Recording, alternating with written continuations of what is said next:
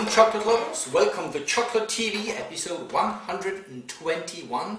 It is the 17th of September and the year is 2012, and we are here to, well, I promised we should take a vintage look at something. And vintage in two ways.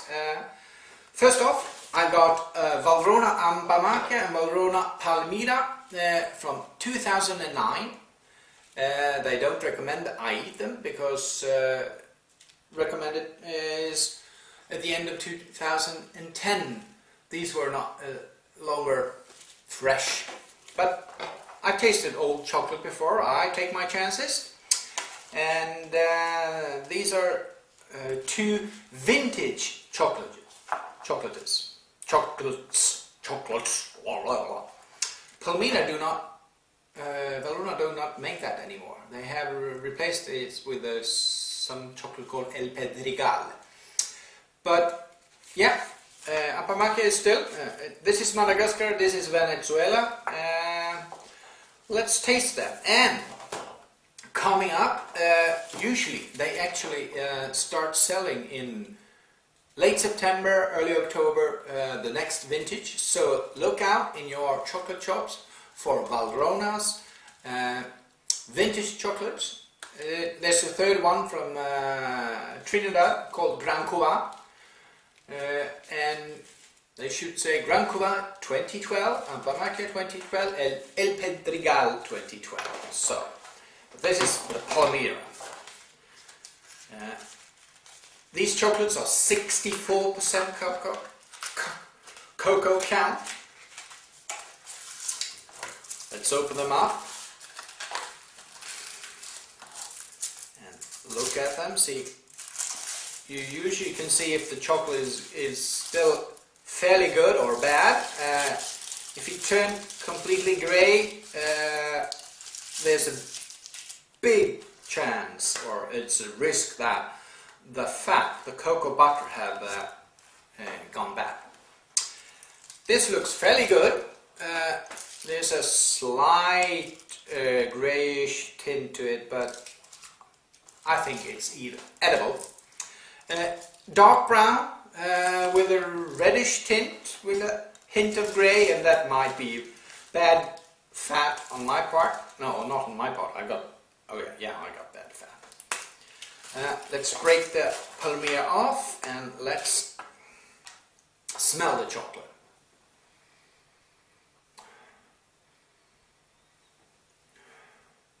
And since this is not store fresh, more like storage, unfresh, that might have an effect on the smell and on the taste, but usually actually not. Smells like sawdust, like dry paper, like a wooden box with some dust in it, but also there's a faint nutty component and a faint citrus component in the chocolate scent as well. 64% is not that much of a cocoa count, but still, you really smell the chocolate. With those other nuances that I mentioned, let's taste it.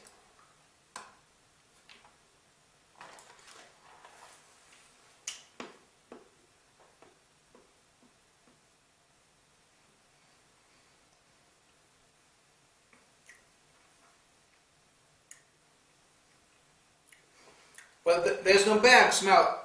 Oh, sorry. There's no bad taste from the cocoa butter. No. Actually, this has a lot of acidity, a lot of citrus flavors, lemon, lime, even some mandarin orange. It is dry. Nice sweetness kicking in, almost turning that citrusy flavors into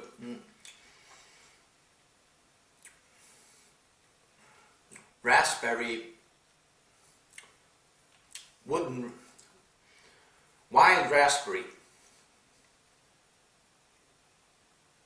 and there's a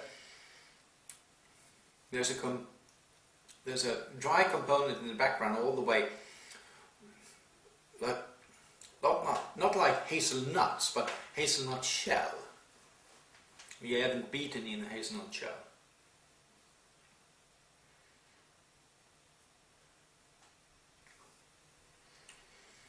And it turns your mouth dry.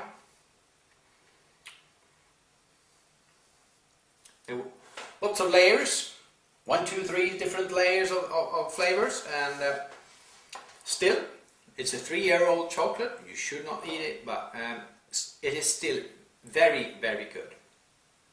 I like the transformation from the citrus onto the raspberry and onto the hazelnut hard case shells, and meanwhile there's a nice sugary content all the way and a nice dark chocolate feel to it. Perhaps a bit too dry, but that might be the age. But I'm still going to give this chocolate 8 out of 10. Moving on to the Ampa Macchia from Madagascar. Let's open up this one.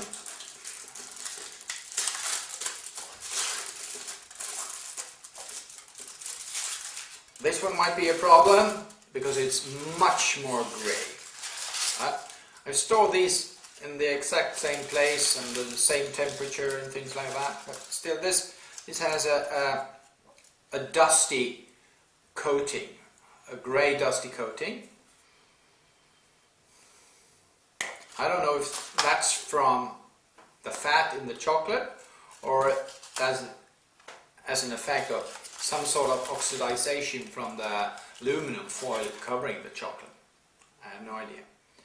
Dusting it off, you get a dark reddish brown color. Just like that, a little bit of easy. And it doesn't smell like bad fat to me. So I'm going to smell the chocolate and I'm going to taste it anyway.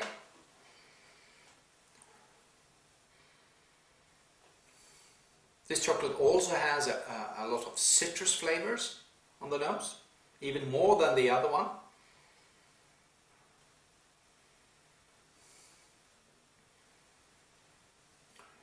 And yes, there's some dust, chocolate powder,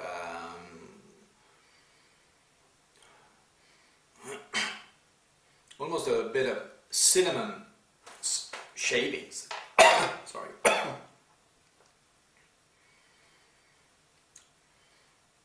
Feels very dry on the nose. Let's taste it.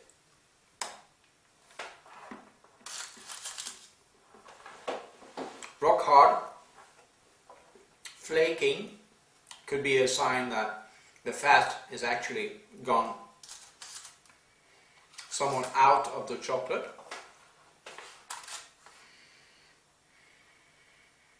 It doesn't smell bad. There's a lot of acidity in this chocolate. There's a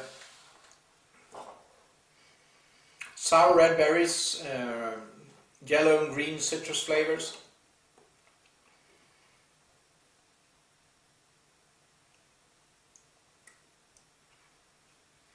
Melts easy in your mouth due to the flaky consistency of the chocolate crystals.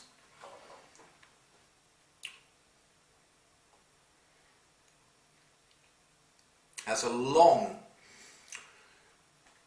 chocolate red berry citrus flavor. Goes on all the time. Doesn't change actually. One-dimensional in that way, but it is 3 layers in that dimension.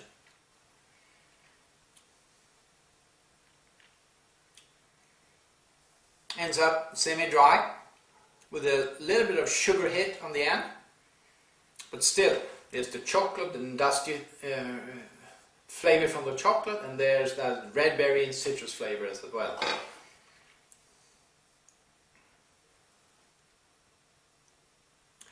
I could take another bite. I think this is a very good chocolate as well. It is impossible to get hold of because it's 3 years old and it's not sold anymore. But yeah, I can eat this. Hopefully not getting too much stomach cramps. I give this one an 8 as well. So there's 2 vintage chocolates, 8 out of 10. That's not bad.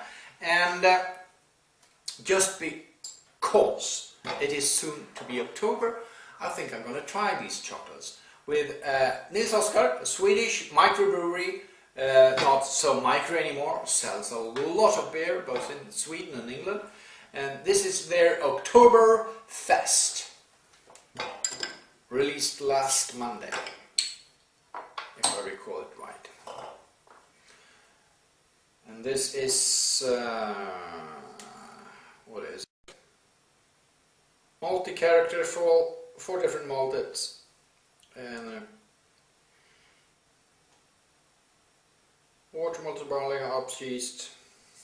No, doesn't say if it's an October beer.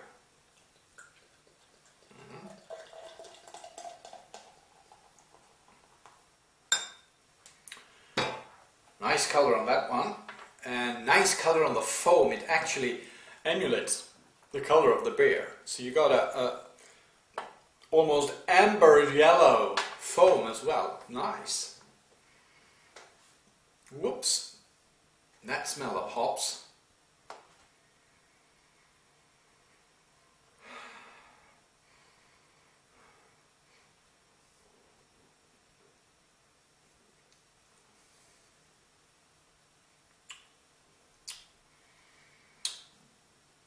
Very tart bitterness, bordering on an Indian Pale Ale actually.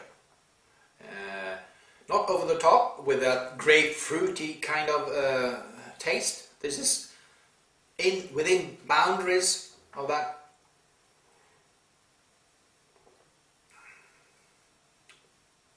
And smooth and silky, and yet dry.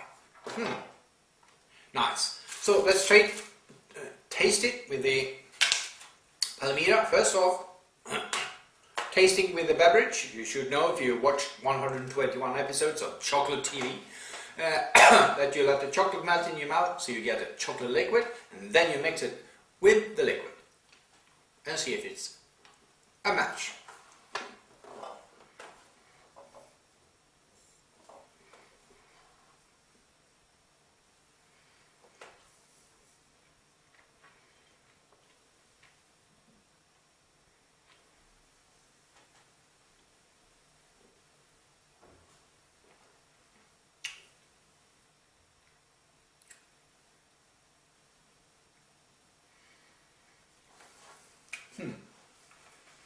Definitely a match with a Palmyra.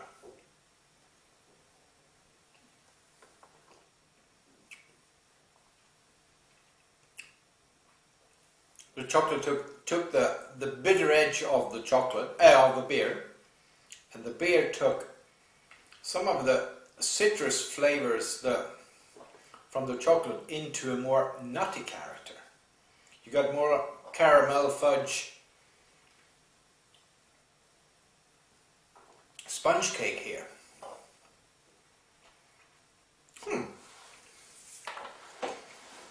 That'll do any day. So let's try it with the Ampamacchia.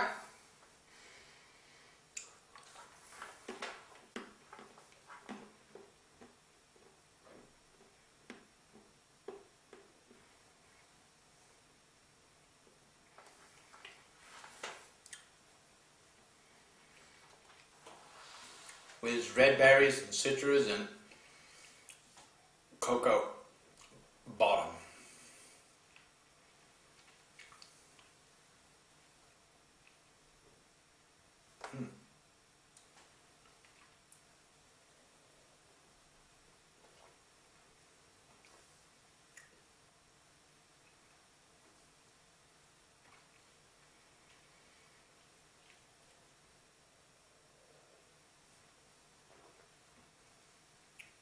No, didn't work as well. It is not horrible, but they sort of separate. They don't mix. So you got the chocolate on the one side, and you got the beer on the other side, on top or on bottom. Well, depends on where in your mouth you got it. And it doesn't mix. It actually No, it doesn't mix. And not match. So, there you have it. This Monday, the 17th of September, 2012. And I hope you have a good week and see you next Monday. Bye.